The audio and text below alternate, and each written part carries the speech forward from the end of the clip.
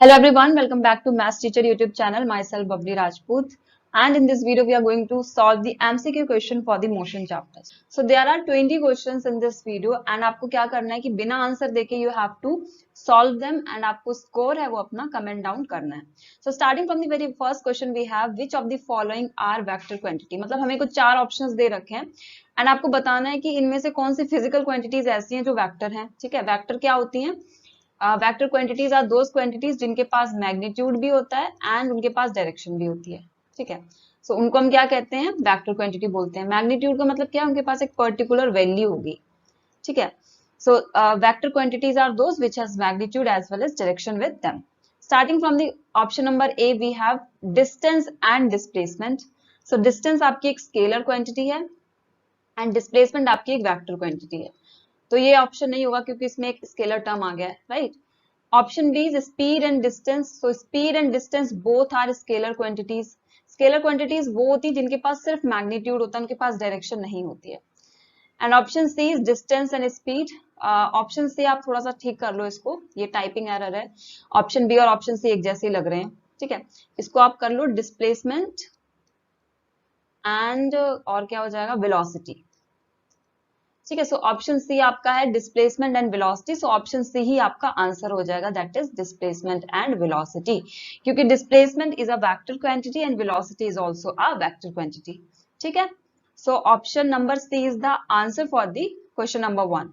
Question number 2 we have the total path covered by the body is represented by. Total path covered by the body किसको बोलते हैं हम? Speed को बोलते नहीं. Speed tells us how fast a body is moving.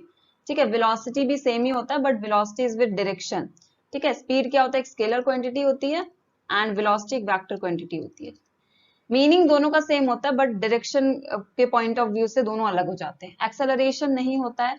Distance, so distance is the correct option for this question. The total path covered by the body is represented by what? Distance. Okay, question number 3 we have the SI unit of speed is. ध्यान से options पढ़ना, जब भी unit से related questions आए तो option जरूर ध्यान से पढ़ना. एसआई यूनिट पूछ रहे हैं स्पीड की. देखो, अगर आपको एसआई यूनिट निकालनी नहीं आती तो एक ट्रिक है उसके लिए. देखो, स्पीड का आपको फॉर्मूला आना चाहिए उसके लिए.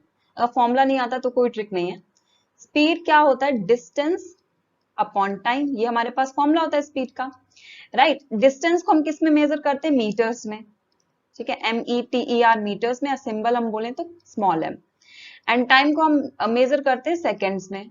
ठीक है, एंड इसको हम s से रिप्रेजेंट करते हैं.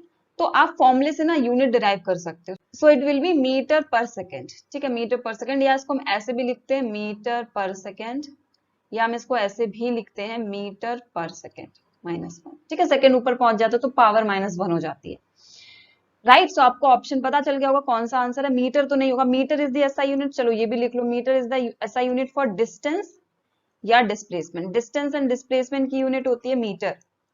सेकंड किसकी होती है? टाइम की होती है. एंड मीटर पर सेकंड हमारा आंसर है. ठीक है, स्पीड या वेलोसिटी दोनों की हो जाएगी. ये दोनों की यूनिट होगी क्योंकि फॉर्मूला दोनों का सेम होता है, बस एक स्केलर क्वांटिटी होती है, एक वेक्टर होती है, इतना डिफरेंस है. बट फॉर्मूला वेक्टर और स्केलर का हमेशा सेम ही होता है, right. So option C is the answer for third question. Next is nature of uniform motion graph is. कभी भी यूनिफॉर्म मोशन ग्राफ बनता है, चाहे वो डिस्टेंस टाइम के बीच में हो, चाहे वो स्पीड या वेलोसिटी टाइम के बीच में हो. जो उसका नेचर होता है वो स्ट्रेट लाइन ही होता है. लाइन कैसी भी हो सकती है, चाहे ऐसी हो लाइन, ठीक है, या कैसी लाइन हो सकती है, चाहे लाइन ऐसी हो, ठीक है, या लाइन ऐसी भी हो सकती है, बट स्ट्रेट लाइन होगी हमेशा. ठीक है, तो इस चीज को ध्यान में रखना कि nature of uniform motion graph. Uniform motion बच्चे यही समझ रहे थे कि भाई ऐसा ही बनेगा, नहीं. स्ट्रेट लाइन होता है वो. इस तरीके से भी बन सकता है, इससे तो बनता ही है, एंड इससे भी बन सकता है. ठीक है, कर्व्ड पाथ या पैराबोला किसके लिए होता है? Non uniform motion. ये इनके नेचर याद रखो, आप लिख लो अगर नहीं पता आपको. कर्व्ड पाथ या पैराबोला दिखता कैसा? इस तरीके से दिखता है, ये इस तरीके से दिखता है. ये कर्व्ड पाथ या पैराबोला किसका नेचर होता है? कौन से मोशन का नेचर होता है? नॉन यूनिफॉर्म मोशन का. ठीक है, straight line is the nature of uniform motion. Displacement is a. Displacement क्या है? एक वेक्टर क्वांटिटी है. डिस्प्लेसमेंट क्या होता है? Shortest path covered. ठीक है, इसको हम कैसे निकालते हैं? इनिशियल एंड फाइनल पोजीशंस को जोड़ करके. Question number 6 we have when do distance and displacement are equal to each other. ये बहुत ज्यादा इंपॉर्टेंट क्वेश्चन है, बहुत ही इंपॉर्टेंट क्वेश्चन है। एक ट्रिक है, उसको आप याद रखो कि वेक्टर और स्केलर कब बराबर होंगे, जब बॉडी स्ट्रेट लाइन मोशन कर रही होगी। ये हमेशा एप्लीकेबल है। स्ट्रेट लाइन मोशन करेगी तब वेक्टर और स्केलर टर्म्स बराबर होंगे। ठीक है, जैसे इस केस में वेक्टर क्या है, डिस्प्लेसमेंट, ठीक है, एंड स्केलर क्या है हमारा, distance. Okay, so distance and displacement कब बराबर होंगे, जब बॉडी स्ट्रेट लाइन मोशन करेगी, उसको हम 2D मोशन भी कहते हैं। 2D मोशन थोड़ा सा हायर टर्म है, वो नहीं पूछा जाएगा, बट नॉलेज के लिए याद रखो 2D motion. When body travels in a circular motion, no. When body covers curved path, never. When body travels in a straight line path और 2D motion, yes. So vector and scalar terms कब बराबर होते हैं, जब body straight line में move करती है, right. अच्छा, एक चीज और याद रख लो इसके साथ ही साथ कि स्केलर हमेशा या तो बड़ा होगा या बराबर हो सकता है वेक्टर के। ठीक है, मतलब जो वेक्टर टर्म है वो हमेशा छोटा होगा या बराबर होगा स्केलर टर्म के। ठीक है, इसकी वैल्यू, वेक्टर टर्म की वैल्यू, अगर आप क्वेश्चन सॉल्व कर रहे होंगे तो आपको पता होगा डिस्टेंस एंड डिस्प्लेसमेंट जब आप निकालोगे तो देखना डिस्टेंस एंड डिस्प्लेसमेंट बराबर हो सकते हैं, लेकिन ऐसा कभी नहीं होगा कि आपके डिस्प्लेसमेंट की जो वैल्यू है वो ज्यादा आ जाए डिस्टेंस से। ऐसा कभी नहीं होगा, it's never possible. So keep things in mind also कि किस तरीके से चीजें वो पूछी जा सकती है। Okay, unit of acceleration. अच्छा, यहाँ पे देखो हम क्या करते हैं, पढ़ के चले जाते हैं एक्सेलरेशन सिर्फ, लेकिन वो रिटार्डेशन भी पूछ सकते हैं। रिटार्डेशन क्या होता है, negative acceleration, right. Negative acceleration को हम रिटार्डेशन बोलते हैं। कब देखने को मिलता है, जब गाड़ी में ब्रेक सप्लाई होती है। ब्रेक अप्लाई होती है तो गाड़ी की जो स्पीड है वो धीरे धीरे कम होती है। ठीक है, एंड गाड़ी की स्पीड कम होगी तो उसकी वजह से क्या होता है कि एक्सेलरेशन की वैल्यू भी कम होगी। अब इसको एग्जांपल से भी समझ सकते हैं। देखो, एक्सेलरेशन का फॉर्मूला होता है v minus you upon T, जहां पे v is the representation of final velocity, u is the representation of initial velocity. अब कोई गाड़ी a से b जा रही है, ठीक है, एंड बी पॉइंट पे आने पे उसने ब्रेक लगाई तो उसकी जो फाइनल v हम बोलते हैं ना फाइनल वेलोसिटी, मतलब फाइनली जहां पे पहुंची है तो वही वाली वेलोसिटी, तो फाइनल वेलोसिटी होगी वो क्या होगी, कम होगी। इनिशियल वेलोसिटी की वैल्यू ज्यादा होगी। मान लो final velocity 5 metre per second है and initial velocity 10 metre per second है, एंड टाइम मान लो 2 सेकेंड लगा, तो एक्सेलरेशन हमारे केस में कितना आ जाएगा, v is the final velocity that is 5, u is the initial velocity that is 10 upon 2, तो दैट इज -5/2। ठीक है, माइनस साइन बड़ा है ना, -10 बड़ा है तो साइन भी उसी का आता है, साइन कन्वेंशन आपको पता होगा। सो it is -2.5 metre per second square. समझ में आया ना। ठीक है, एक्सेलरेशन कैसे नेगेटिव हुआ, तो उसको रिटार्डेशन या नेगेटिव एक्सेलरेशन बोलते हैं। ये कब हमें देखने को मिलता है, जब गाड़ी में ब्रेक सप्लाई होती है। तो यूनिट ऑफ एक्सेलरेशन क्या होता है, that is metre per second square होता है। ठीक है, metre per second is the unit for speed और फॉर वेलोसिटी। अब ये कैसे निकलेगा, metre per hour again speed और वेलोसिटी की यूनिट होगी, बट ये एसआई यूनिट नहीं होगी, ध्यान में रखना। Metre per hour is the, metre per hour can be the other unit for speed and velocity, but SI unit नहीं होगी। SI unit metre per second होती है, राइट। ओके, अब ध्यान देना यहाँ पे निकला कैसे सी वाला ऑप्शन हमारा एक्सेलरेशन का। अगर आपको याद रहे तो वेल एंड गुड, अगर नहीं याद है तो बताते हैं किस तरीके से आपने फॉर्मूले से निकाला। देखो, एक्सेलरेशन का फॉर्मूला होता है change in velocity upon time taken. ठीक है, वेलोसिटी की यूनिट होती है हमारी metre per second and time क्या होता है, second, so it is metre per second square. तो इसको हम ऐसे भी लिख सकते हैं, मीटर पर सेकेंड स्क्वायर, और हम इसको इस तरीके से भी लिख सकते हैं, मीटर पर सेकेंड स्क्वायर, और हम इसको इस तरीके से भी लिख सकते हैं, metre per second square, right. सो आपको अगर फॉर्मूला याद है, आपको फॉर्मूला आता है, so you can just solve and you can just derive any unit of any physical quantity, right? समझ में आ गया होगा। So this is the SI unit again, and kilogram meter per second square is the unit of force. kg meter per second square is the unit for force. ठीक है, so option C is the correct answer for question number 7. Then function of speedometer. Speedometer का function क्या होता है, देखो vehicles होती है ना, उसमें दो टाइप के मीटर्स होते हैं, एक होता है स्पीडोमीटर और एक होता है हमारा ओडोमीटर। सो स्पीडोमीटर का फंक्शन क्या होता है, स्पीडोमीटर का फंक्शन होता है स्पीड को मेजर करना, to measure the speed, and odometer क्या करता है, डिस्टेंस को मेजर करता है। जैसे स्पीड, स्पीडोमीटर में स्पीड आ रहा है ना, तो उससे याद रखना, speedometer measures the speed while the odometer measures the distance of a particular vehicle. Question number 9, we have under which condition magnitude of average speed and velocity are equal. Again same question आ गया है, ठीक है, मैंने इसको जानबूझ के लिया है, मैंने आपको एक ट्रिक बताई थी ना, वेक्टर एंड स्केलर टर्म्स कब इक्वल होंगे, जब बॉडी है वो स्ट्रेट लाइन ट्रेवल करेगी, स्ट्रेट पाथ ट्रेवल करेगी। तो यहाँ पे वेक्टर टर्म कौन है, average velocity, and scalar term क्या है, एवरेज स्पीड, हमेशा एप्लीकेबल है ये। ठीक है, सो कब इक्वल होंगे, when body covers, C option, body travels in a straight line. Question number 10 we have, which of the following can be zero under certain condition, average speed of a moving body or average velocity of a moving body। मतलब ये पूछ रहे हैं कि average speed of a moving body, मतलब कोई body move कर रही है, उसकी एवरेज स्पीड या एवरेज वेलोसिटी, इन दोनों में से कौन सी चीज है वो जीरो हो सकती है। So always remember this is also like अ मंत्र कि only vector quantities can be zero, positive तो हो ही सकती हैं, नेगेटिव भी हो सकती हैं।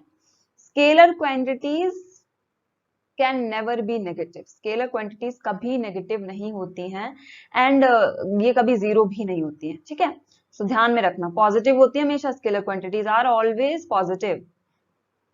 Okay, vector quantities zero, positive, negative हो सकती है, लेकिन scalar are always positive, they can never be zero. Okay, ये भी आप ध्यान रखोगे तो आपको काफी सारे क्वेश्चंस है वो सॉल्व करने में मदद मिल जाएगी। ओके, सो आपको पता चल गया होगा कौन सी इसमें से क्वांटिटी है जो जीरो हो सकती है, वो है एवरेज वेलोसिटी। अब कैसे होगी, थोड़ा सा मैं कंडीशंस बता देती हूँ, सिचुएशंस बता देती हूँ कहाँ ये जीरो हो सकती है। देखो, average velocity is zero in this case, ठीक है, and it is what, it is vector term. तो मैंने बताया था वेक्टर टर्म्स है वो नेगेटिव हो सकते हैं।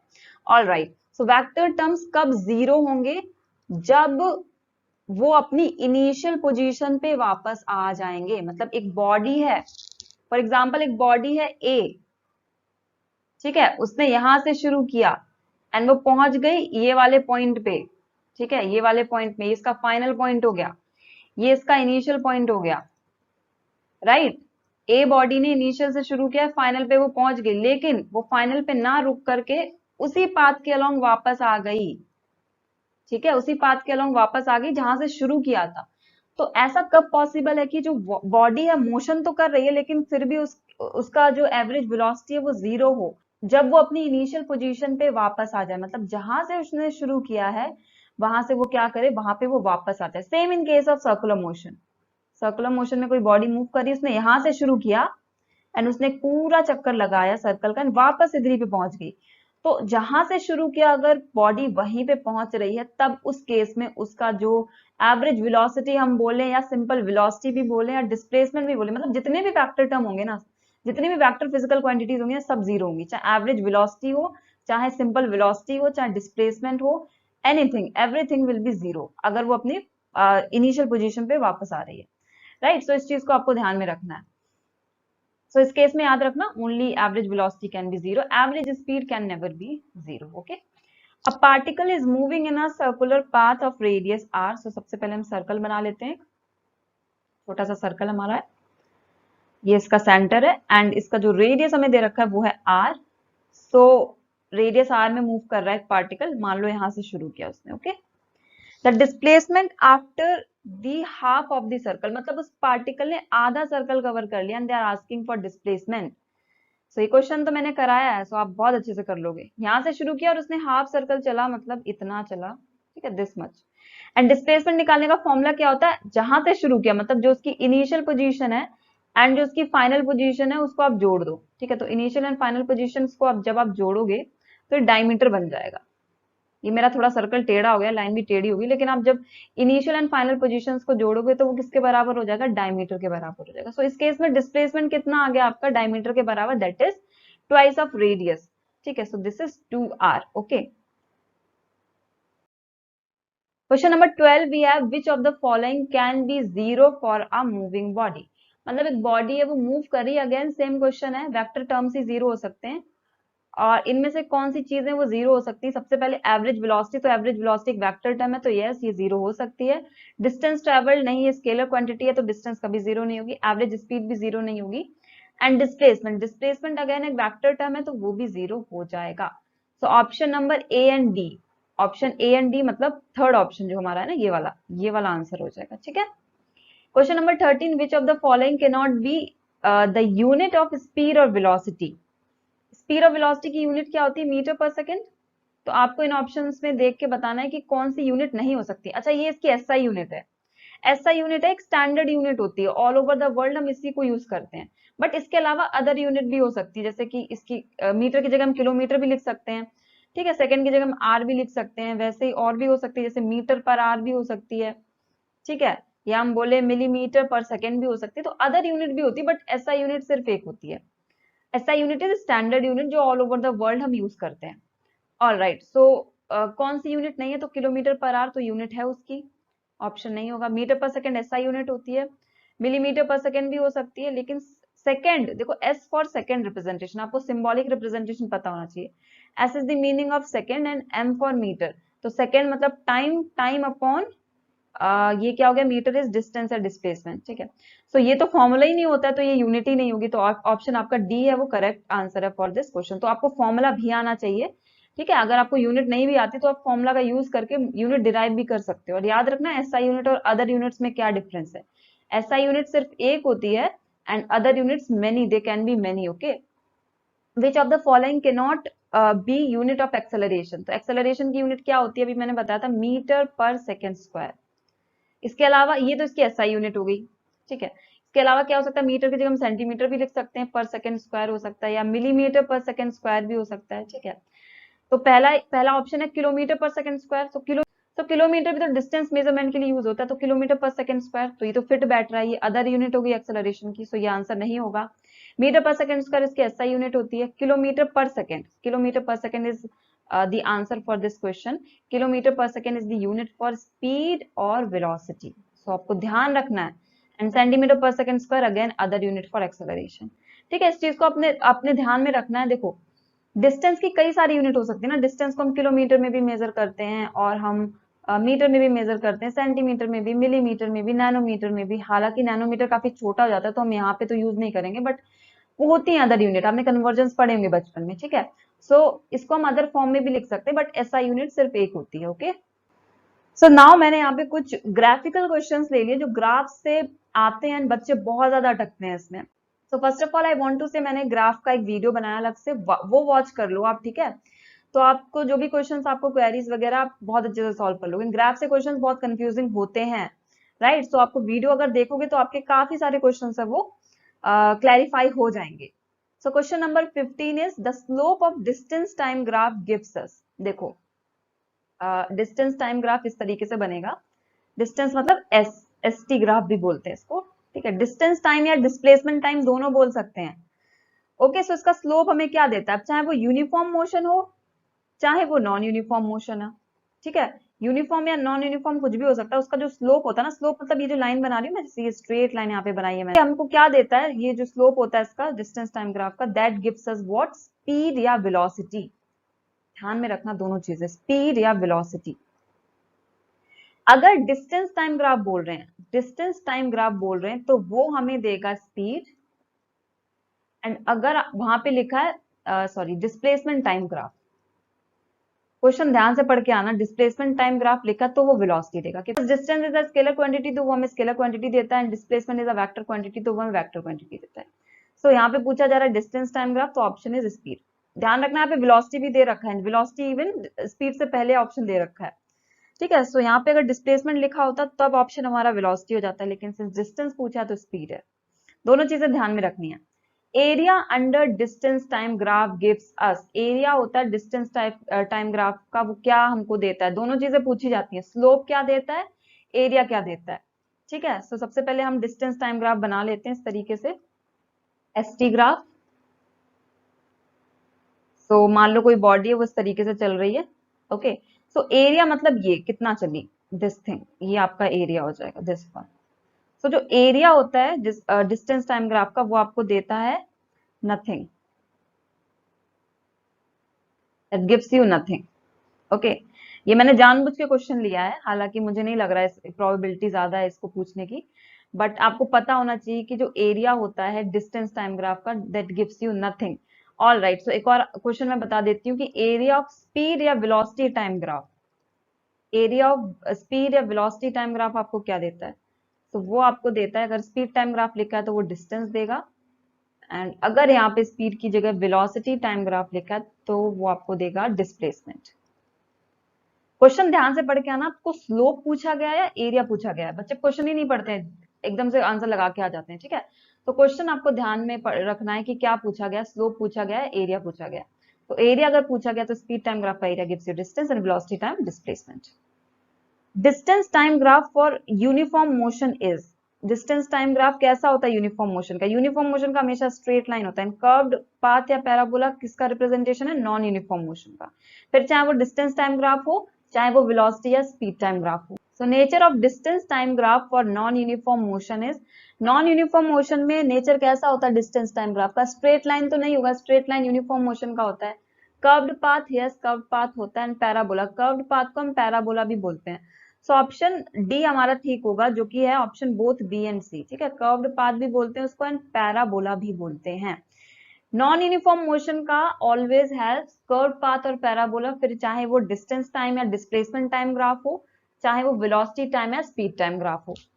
Question number 19 we have the slope of speed time और वेलोसिटी टाइम गिव्स अस। अब देखो ध्यान से, स्लोप क्या देता है हमको, ये हमारा स्लोप हो जाएगा इस तरीके से। एंड यहाँ पे हम एक चीज लिख लेते हैं, वीटी ग्राफ। वी मतलब स्पीड या वेलोसिटी कुछ भी हो जाएगा, ठीक है, इसको ध्यान में रखना, स्पीड या velocity anything it could be. तो ये जो स्लोप है ये क्या देता है आपको, तो स्लोप का जो फॉर्मूला होता है ना वो आप याद रख लो। स्लोप का फॉर्मूला होता है जो वाई एक्सिस का कंपोनेंट है अपॉन जो एक्स एक्सिस का कंपोनेंट है। तो वाई एक्सिस का कंपोनेंट क्या है हमारा, वेलोसिटी, एंड ये एक्स एक्सिस का टाइम है, ठीक है। वाई एक्सिस का component is velocity and x axis का टाइम।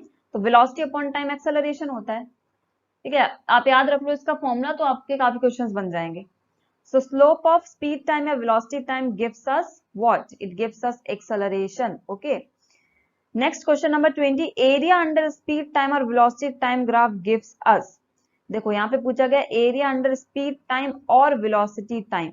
अगर स्पीड टाइम लिखा है तो वो डिस्टेंस देगा, एंड वेलोसिटी टाइम लिखा है तो डिस्प्लेसमेंट देगा, ठीक है। मैंने दोनों ऑप्शन यहाँ पे रखे हैं, डिस्टेंस एंड डिस्प्लेसमेंट, तो यहाँ पे ऑप्शन डी आपका ज्यादा एक्यूरेट है, ओके। अब देखो ध्यान से सुनना, इसमें क्वेश्चन कैसे पूछा जाएगा। अगर ऐसा कुछ आ रहा है तो आप सिंपली लगा के आ जाओगे, लेकिन मान लो ऑप्शन डी नहीं होता, डी में बोथ ए एंड बी ना होता, यहाँ पे लिखा होता नन, ठीक है।